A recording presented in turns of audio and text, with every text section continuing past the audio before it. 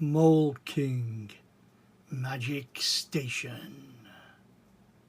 Hello everybody and welcome to Square Ghost, and this is part 2 of Mould King's Magic Station, and this is the continuation of bag 1, and we'll finish up with the end of bag 1 at the end of this video.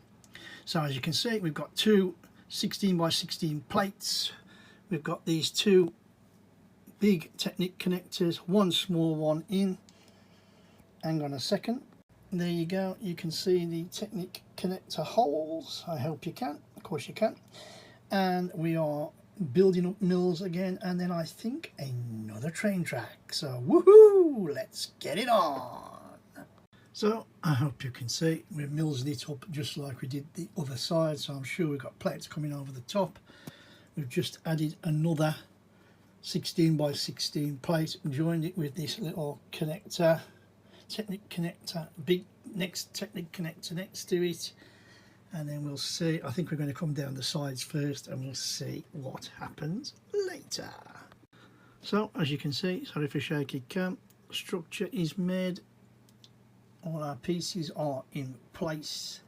We've got our plates ready to go on. There's going to be 6 8 by 16s, the other 3 the other side, and it just basically fills up this gap so as we've got another massive platform to build on.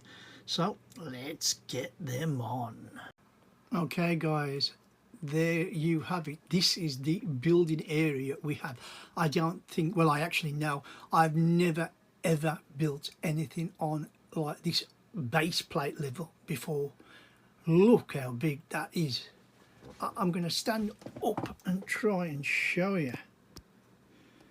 I mean, if you look at my desk, and you know I use one of those big mouse mats.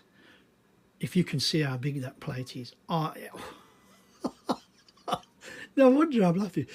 When I come to bags 2, 3, 4, 5, 6, all the way up to 9, you can see the little bits that I've got left to put on.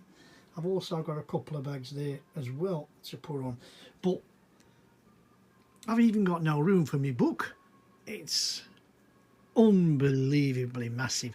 Oh, this is going to be awesome. It's going to be difficult to get the pieces out, but I think once it goes up, I think it's going to look fantastic. Right, you're up to date. Let's carry on with the next bits. So I'm sorry if this shot looks a little bit cramped. Can't be helped. And as you can see the problems that I've got in making the set. But once the plate was done and joined, we've made up this lovely little gate. That looks fantastic. Gone on perfectly. And then we've made up these two pillars. We've got the little claw feet, as I call them, all the way round. It's the round 2x2s, you know, with the lines on. What I will do is turn this off and just get some light on and see if you can see a little bit better. Now I don't know if that's any worse or any better, but if I go in close, there it is, a little bit better. You can see the lines on the 2x2 rounds. You can definitely see the little claw feet. It's a 1x3 claw foot all the way around. So I won't turn it round because there's no point really. And you can see the book. We've got some columns to put on throughout the set, and then that will be the end of this part 2. So let's get on with that. And that, boys and girls, ladies and gentlemen, is the end of part 2 and also the end of bag 1. And we've finished our little plate off at the end, like I say. We've linked everything together. We've got our extra tracking, and then we've put our lovely gate in, which you can see there with our little blue gems. I think that looks really, really nice. And then, like I've just said, we've put in these 8 columns.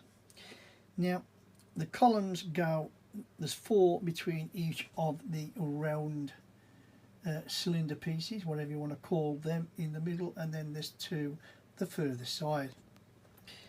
If I pull back, you can get that other perspective of what we've done. Maybe that shows you in a slightly better manner, I don't know. I will give you a view over the top when you can't see the gate, but it's been an awesome epic build. So here I am from the top, and that's what you see from the top. That's just me holding up, so you can't really see what's going on that way until you come back there. Well, like I say, bag one's done. Now we've got a few spare parts. We've got some stairs, some long blocks, we've got some chains, some sort of flower pieces, and then we've got some more of these for the pillars, the little one with the round cylinders on top. No more yellow pieces unless the 1x2 bendies, unless they're in with bag 2 when we come to that tomorrow.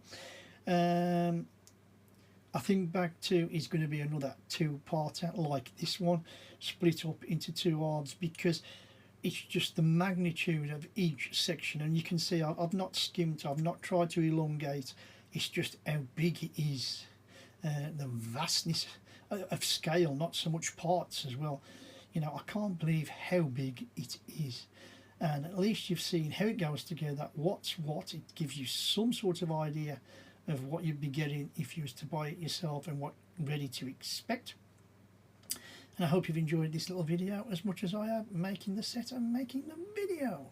And with that, if you have enjoyed it, please give us a thumbs up. Yes, hit that little like button for me, always appreciated on the channel.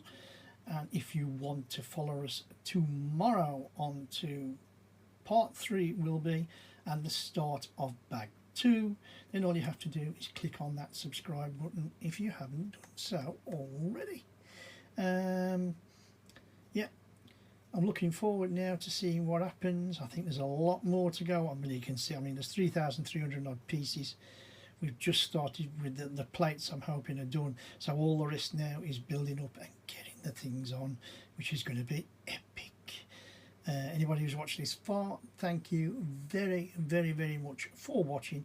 Always appreciate anybody who takes the time to watch this or any of my other little videos. Hope this hasn't run too long, and I hope to see all of you tomorrow for the next part of Mould King's Magic Station. Yes, I've remembered the title this time. And with that, you know the score, you know the drill. My name's Kev, I am Square Ghost, and I'll see you all on the flip side.